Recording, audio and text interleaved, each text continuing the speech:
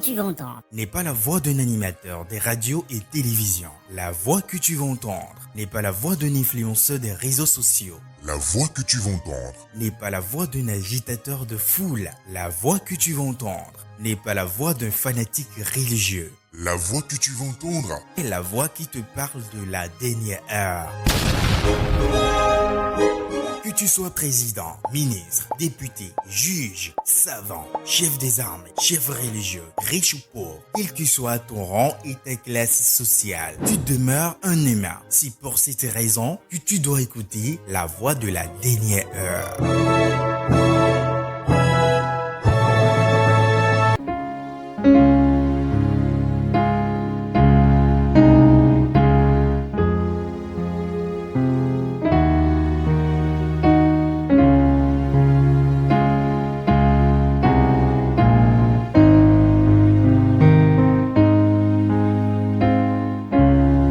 En résumé, le Coran qui est dans les mains des musulmans aujourd'hui est celui imposé par le calife Othman contre l'avis des personnes recommandées par Mahomet telles que Abdullah ibn Masoud.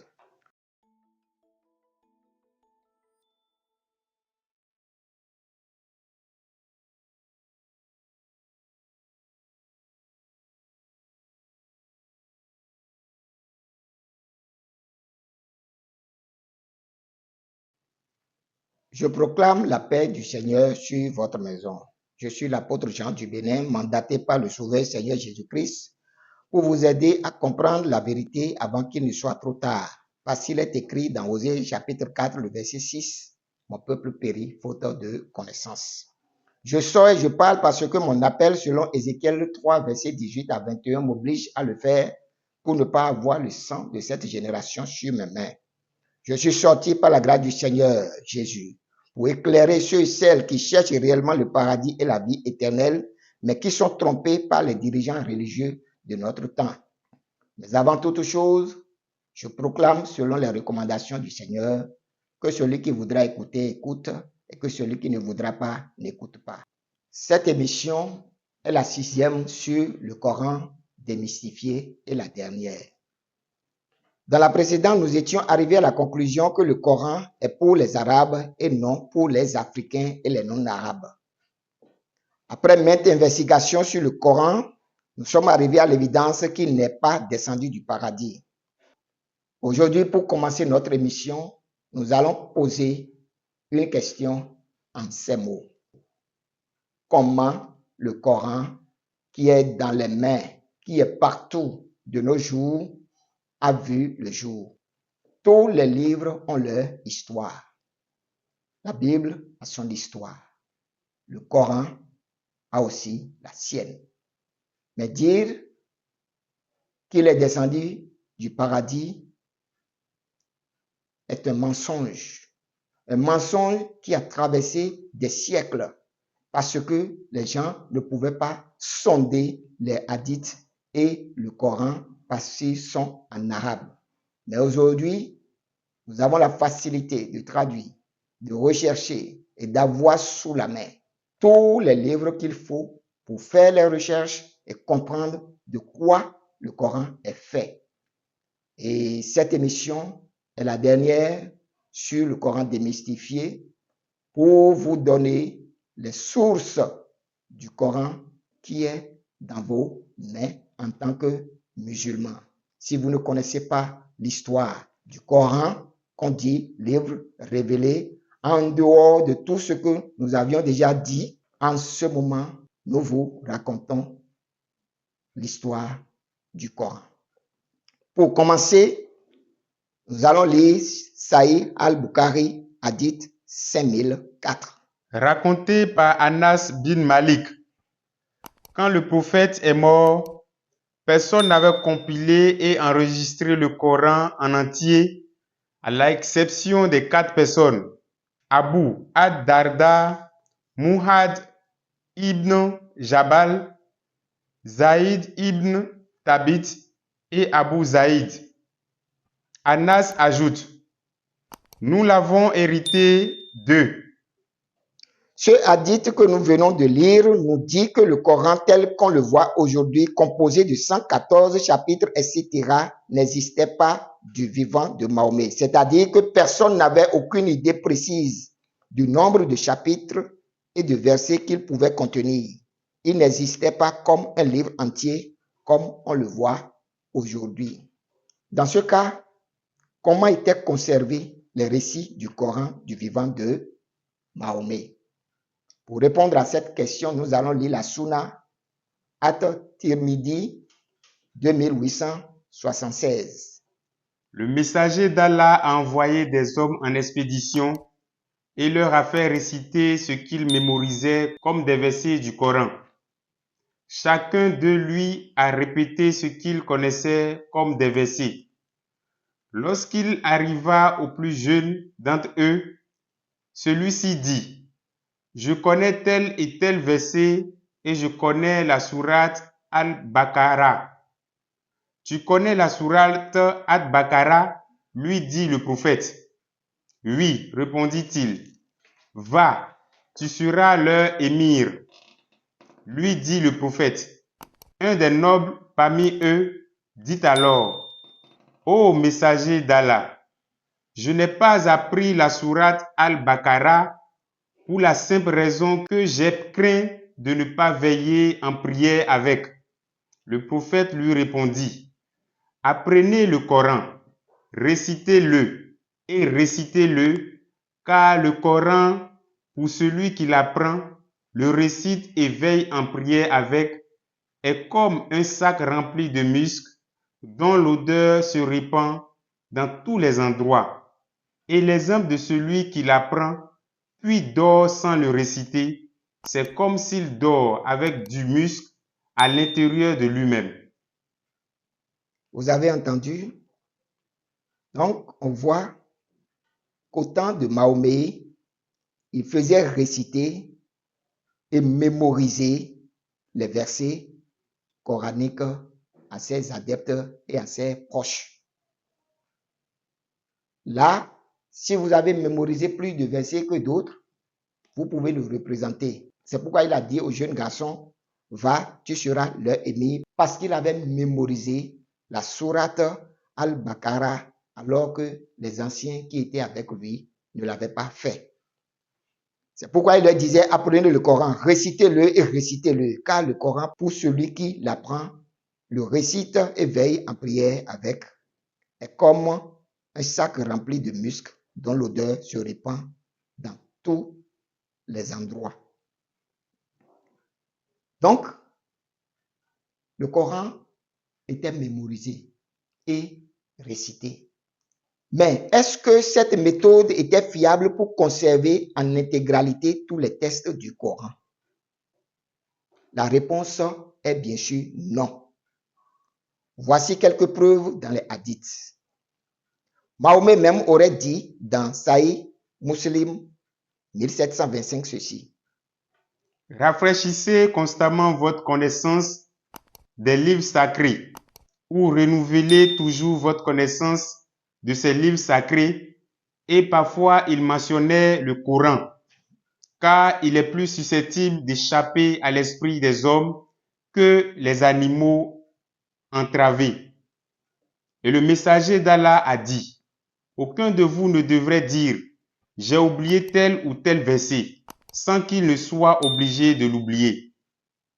Car il est plus susceptible d'échapper à l'esprit des hommes que les animaux entravés. Mahomet aussi reconnaît que les versets peuvent échapper à ceux qui les ont appris et qui les récitaient couramment. Il s'est retrouvé face à ce problème dans Sahih Muslim 1721.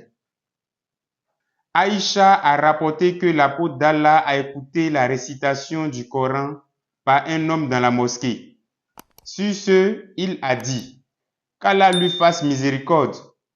Il m'a rappelé le verset que l'on m'avait fait oublier. Donc cela est clairement dit que Mahomet, aussi de son vivant, avait oublié certains versets. Et que cet homme qui était en train de réciter le Coran dans la mosquée le lui a rappelé. En dehors de tout ce qui se passait par rapport à l'oubli des versets du Coran, après la mort de Mahomet, il y a eu d'autres problèmes qui ont poussé ses successeurs à chercher à compiler le Coran. Cet état de fait, nous allons lire ce récit de Sahih al-Bukhari 7191 pour comprendre ce qui s'est passé. Abou Bakr m'a fait venir en raison du grand nombre de victimes de la bataille d'Al-Yamama, alors qu'Omar était assise avec lui.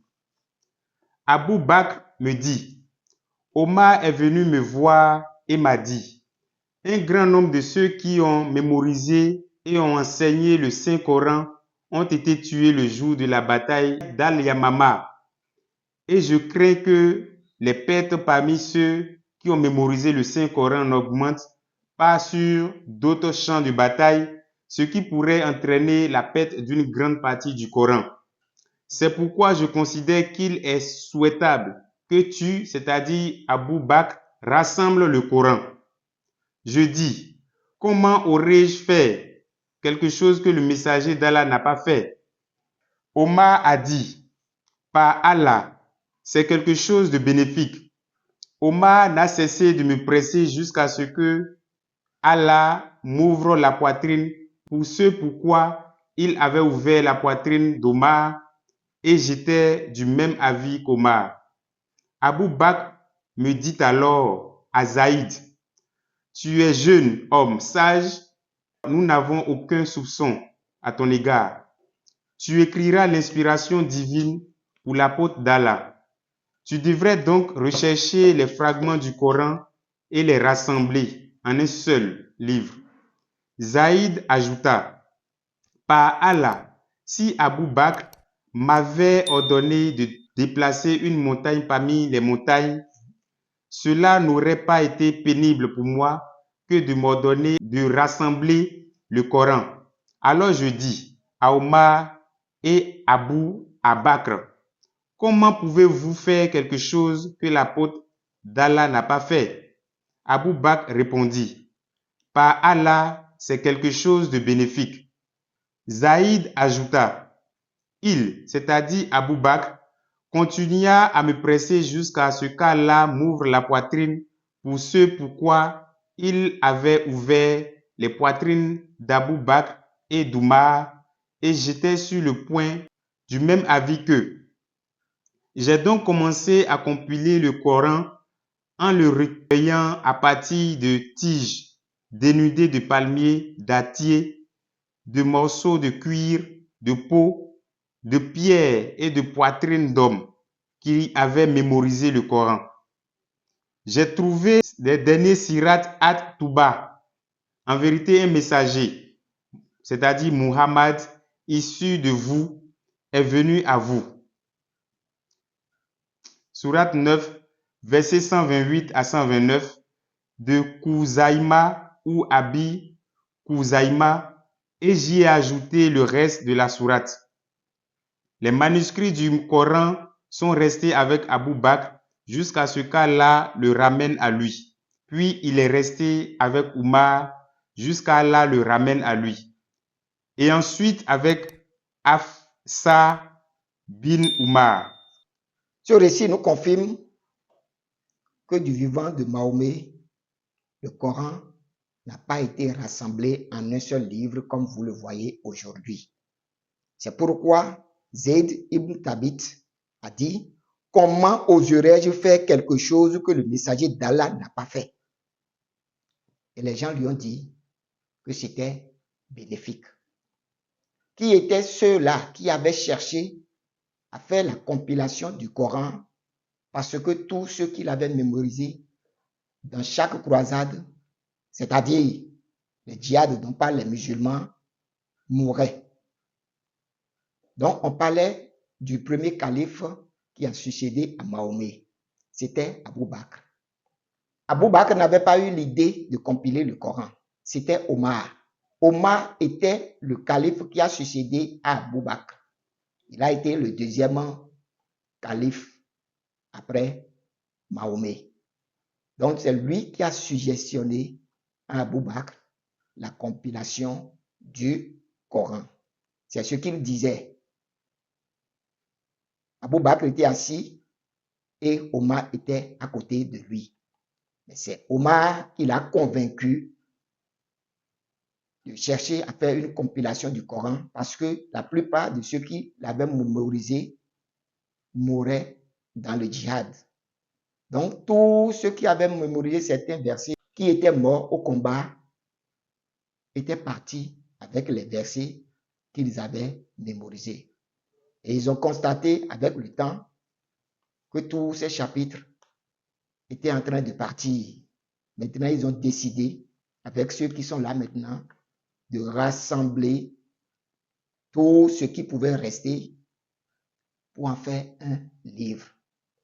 C'est un état de fait qui nous prouve déjà que le Coran n'est pas en entier parce que les gens étaient morts avec les versets et ces versets étaient perdus pour toujours. Ils l'ont fait remarquer dans le test. Et c'est parce que Omar a convaincu Abou Bakr maintenant que Abou Bakr a décidé de faire appel à Zayd ibn Thabit. Zayd ibn Thabit était le fils adoptif de Mahomet. Quand il était arrivé,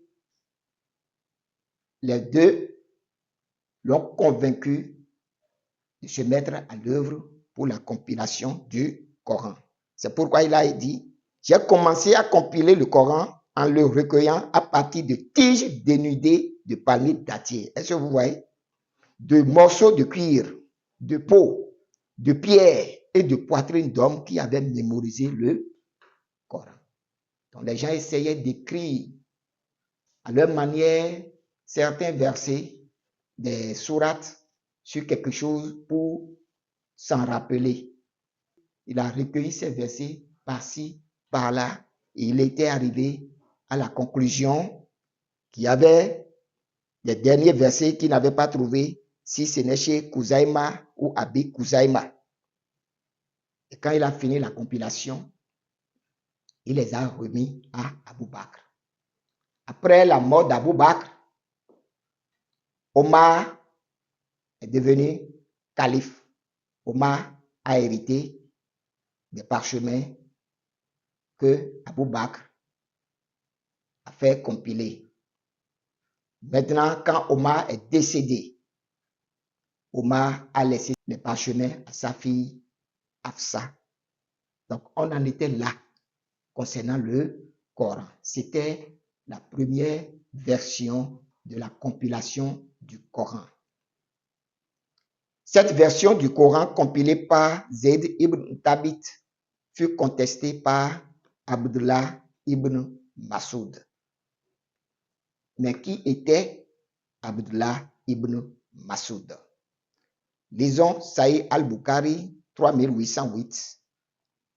Abdullah bin Masoud a été mentionné avant Abdullah bin Am, qui a dit, « C'est un homme que j'aime toujours, car j'ai entendu le prophète dire, apprenez la récitation du Coran auprès de 4 personnes d'Abdullah bin Masoud. Il a commencé par lui. Salim, l'esclave affranchi d'Abdou Udaïfa, Masoud bin Jafal et Ubay bin Kab. » Il est rapporté que le messager d'Allah, Mahomet, a conseillé que si les gens devraient apprendre le Coran chez quelqu'un, ils devraient aller voir premièrement Abdullah ibn Masoud. Et après Abdullah ibn Masoud, il y a Salim qui était un esclave affranchi d'Abu Udaïfa, Muad bin Jabal et Ubay bin Kab. C'était les 4 meilleurs. Mais parmi eux, le meilleur des meilleurs, c'était Abdullah ibn Massoud. Le Coran que Zayd ibn Thabit a compilé, Abdullah ibn Massoud, qui est recommandé par Mahomet, a contesté ce Coran. Abdullah ibn Massoud déclarerait plus tard dans Sahih al-Bukhari, hadith 5002, ce qui suit. Par Allah, nul n'est digne d'adoration en dehors de lui. Il n'y a pas de sourate révélée dans le livre d'Allah sans que je sache où elle a été révélée. Il n'y a pas de sourate révélée dans le livre d'Allah sans que je sache à quel lieu elle a été révélée. Et il n'y a pas de verset révélé dans le livre d'Allah sans que je sache au sujet de qui elle a été révélée. Et si je sais qu'il y a quelqu'un qui connaît le livre d'Allah mieux que moi et qu'il se trouve à un endroit que les chameaux peuvent atteindre, j'irai vers lui. Vous voyez que Abdullah ibn Massoud était le meilleur des meilleurs. Il disait, s'il y a quelqu'un qui connaît le Coran plus que lui, il irait le voir. Mais il n'y avait personne qui connaissait mieux le Coran plus que Abdullah ibn Massoud.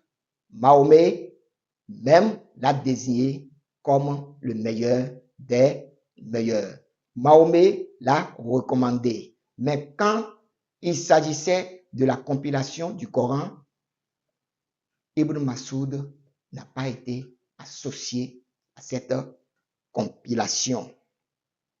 Il était inconcevable pour Abdullah ibn Massoud d'adopter le Coran compilé par Zayd ibn Thabit selon la Sunna An-Nasai, hadith 5064.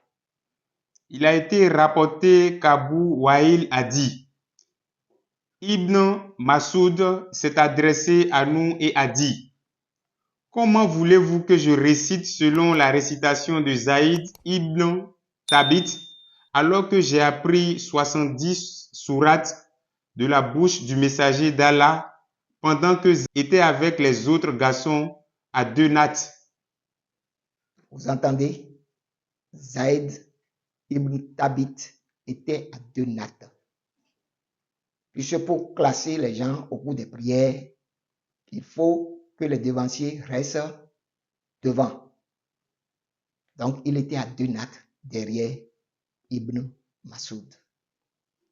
Il était inconcevable pour lui que Zayd ibn Thabit ait compilé le Coran. Mais il n'était pas le seul à contester le Coran et certains versets qui faisaient polémique dans ce temps. Nous allons lire aussi Sahih al-Bukhari 4944 pour voir quelqu'un d'autre. Les compagnons d'Abdullah bin Massoud vinrent chez Abu ad-Darda au Cham et avant qu'il n'arrive chez lui, il les chercha et les trouva. Il leur demanda alors, qui d'entre vous peut réciter le Coran comme le fait Abdullah bin Massoud? Ils répondirent, nous tous. Il demanda, qui d'entre vous le connaît par cœur? Il désignait Alkama. Il demanda alors à Alkama, comment as-tu entendu Abdullah bin Massoud réciter la sourate Al-Laïl la nuit? Alkama récita, par le mâle et la femelle. Abu ad-Dada dit, j'atteste que j'ai entendu mon prophète réciter la même chose, mais ces gens veulent que je récite, et par celui qui a créé l'homme et la femme. Mais par là, je ne les suivrai pas. Vous avez entendu?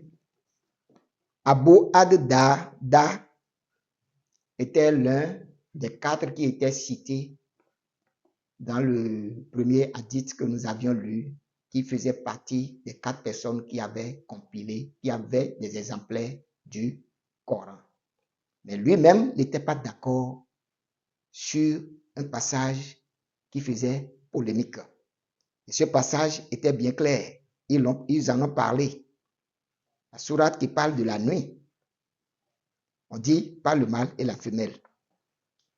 Et d'autres sont venus à dire pas celui qui a créé l'homme et la femme. Et lui, il était résolu à ne pas les suivre dans ce que le messager d'Allah n'a pas dit. Ce contentieux au sujet du Coran de Zayd ibn Thabit était demeuré entier. Les gens n'avaient pas trouvé de solution au temps d'Abou Bakr, d'Omar, jusqu'à l'arrivée du troisième calife qui était Othman. Au temps du calife Othman, le problème était toujours entier.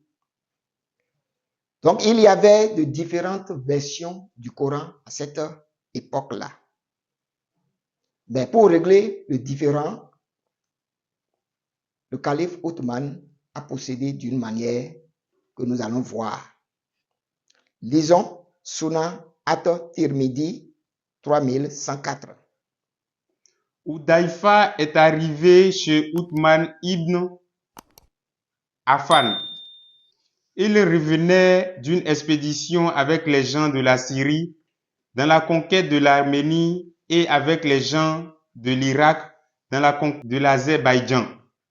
Voyant leurs divergences au sujet du Coran, il interpella Uthman ibn Affan en lui disant: « Ô émir des croyants, viens au secours de cette communauté avant qu'elle ne diverge au sujet du Coran, comme ont divergé les Juifs et les chrétiens. » Uthman envoya dire à Hafsa de lui apporter la copie qu'elle avait chez elle, afin d'en faire des exemplaires, puis de la lui rendre.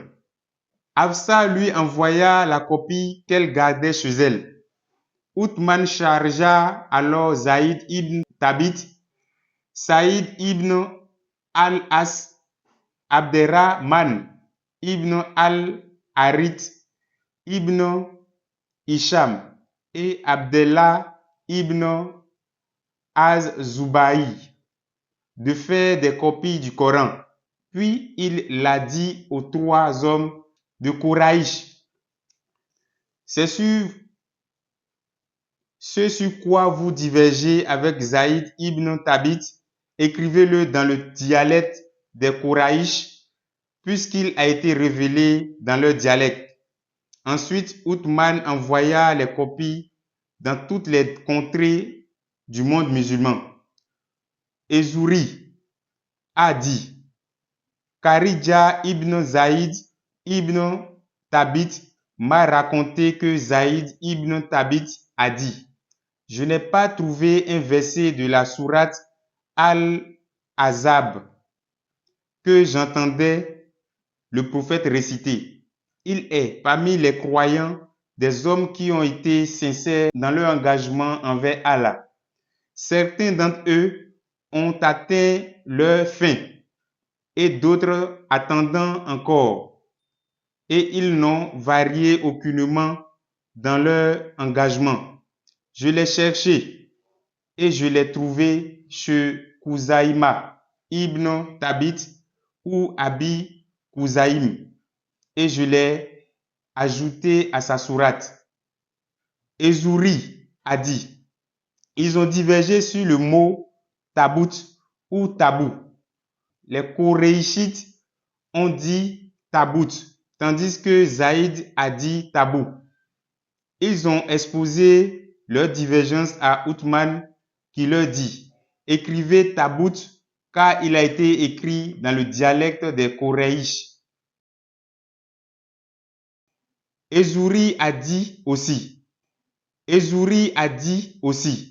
Ubeydillah ibn Abdallah ibn Otba m'a rapporté que Abdullah ibn Masoud a abhorré la reproduction des copies et a dit: ô musulmans, Je suis écarté de la compilation du Coran alors que cette mission est confiée à un homme qui, lorsque j'ai embrassé l'islam, se trouve dans les reins d'un mécréant. Il entendit par là Zaïd bin Thabit. C'est pour cela que Abdullah ibn Masoud dit: Ô habitants d'Irak, cachez les copies du Coran que vous avez chez vous et dissimulez-les, car Allah dit: quiconque s'en approprie viendra avec ce qu'il sera approprié le jour de la résurrection. Rencontrez Allah avec les copies du Coran.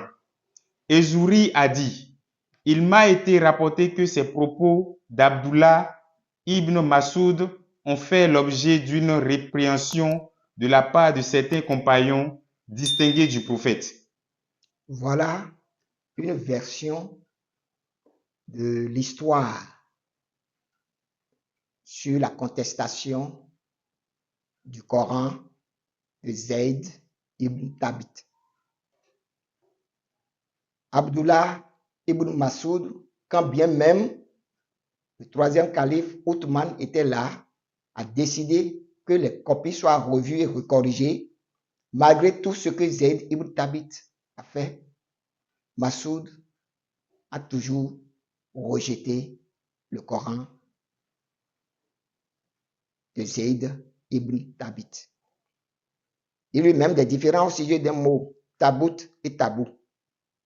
Selon les coranistes, tabou a une signification et veut dire quelque chose, mais tabou ne voulait rien dire.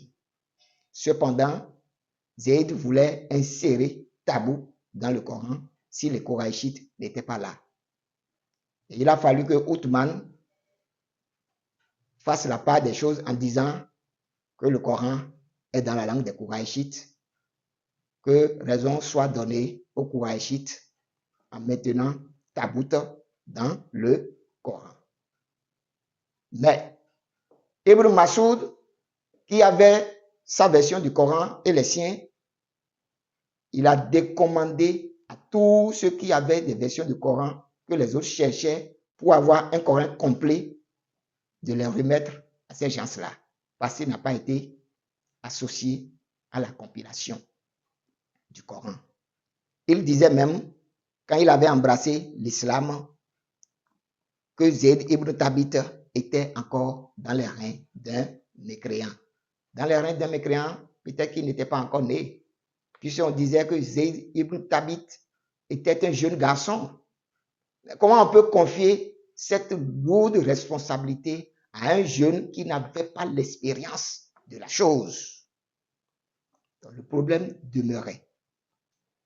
Il a fallu qu'Abdullah ibn Masoud dise à tout le monde qu'il n'a pas été associé à la compilation du Coran, alors que Mahomet l'aurait recommandé comme le meilleur des meilleurs. Ça laisse des doutes sur le Coran que les musulmans ont dans leurs mains aujourd'hui. Mais nous lisons dans le dernier passage, il m'a été rapporté que ces propos d'Abdullah ibn Masoud ont fait l'objet d'une répréhension de la part de certains compagnons distingués du prophète. La suite, Abdullah ibn Masoud a été tué. Puisque dans l'islam, on ne fait que tuer les gens. Je dis bien, dans la suite, Abdullah ibn Masoud a été tué. Mais comment Othman a tranché la question? Nous avons une autre version qui complète la version de At-Tirmidhi. Et c'est la version de Sahih Bukhari 4988 qui dit dans sa dernière partie ceci. Othman envoya à chaque province musulmane un exemplaire de ce qu'ils avaient copié et ordonna que tous les autres documents coraniques, qu'il s'agisse de manuscrits fragmentaires ou d'exemplaires entiers, soient brûlés. Voyez-vous, donc c'est comme ça que Othman a tranché le problème de la contestation du Coran. Si nous voulons nous résumer, c'est aussi simple. parce que vous avez suivi l'histoire. Celui qui était recommandé pour une bonne compilation du Coran a été écarté. Et la compilation du Coran que vous avez en main aujourd'hui a été confiée à un garçon inexpérimenté. Et celui-ci, avec sa copie, avec tous les ratés, a été maintenu. Et la version de Abdullah ibn Masoud et de tous les autres qui étaient les proches de Mahomet ont été brûlés. Vous voyez maintenant? Donc, la version du Coran qui est dans toutes les mains aujourd'hui, c'est la Vulgate d'Othman. Donc, c'est le Coran que Othman a maintenu en lieu et place de la vraie version que le mandataire de Mahomet a écrit. En résumé, le Coran qui est dans les mains des musulmans aujourd'hui est celui imposé par le calife Othman contre l'avis des personnes recommandées par Mahomet telles que Abdullah ibn Masoud. Le Coran dans sa version actuelle n'a rien d'original. Il est falsifié dans le vrai sens du terme. Beaucoup de ceux qui l'avaient mémorisé étaient morts au combat. Ceux qui l'avaient appris de Mahomet et qui étaient recommandés ont été écartés de sa compilation. Aïcha raconterait dans certains hadiths que les moutons auraient mangé certaines pages. Voilà sur quoi est fondée la religion dite de vérité pour laquelle les musulmans ont tué, tuent et tueront, croyant aller au paradis. Chers musulmans d'Afrique et d'ailleurs, vous devez cesser de raconter sur tous les réseaux sociaux, sur Internet, que le Coran est descendu du paradis. Si vous ne connaissez pas l'histoire du Coran, je viens de vous la raconter. L'histoire du Coran qui est dans vos mains, je viens de la raconter selon les sources musulmanes. Une religion qui repose sur un livre dont vous connaissez déjà le parcours à travers au moins 6 émissions. Est-ce que ce livre peut vous amener dans le paradis? Si vous êtes des musulmans, suivez entièrement toutes mes vidéos sur le Coran démystifié pour avoir une vue globale sur le livre saint que vous chérissez tant.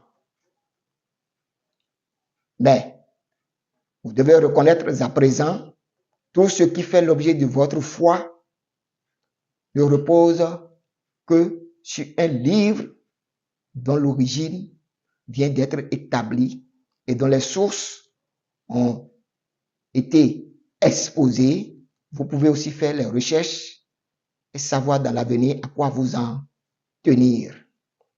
Mais pour les musulmans d'Afrique qui cherchaient le paradis ou la vie éternelle, ce n'est pas dans l'islam que vous atteindrez ce but. Je vous exhorte au discernement. Je vous exhorte au bon sens, afin que vous preniez la décision qui s'impose avant qu'il ne soit trop tard. Dans l'islam, personne n'a dit que Mahomet reviendra. On parle de Jésus. Dans le Coran, Jésus reviendra. Et c'est Jésus qui jugera. Dans les prochaines émissions, j'essaierai de vous en dire plus afin de vous aider à comprendre pour prendre la bonne décision avant qu'il ne soit trop tard. Que celui qui voudra écouter, écoute. Que celui qui ne voudra pas, n'écoute pas.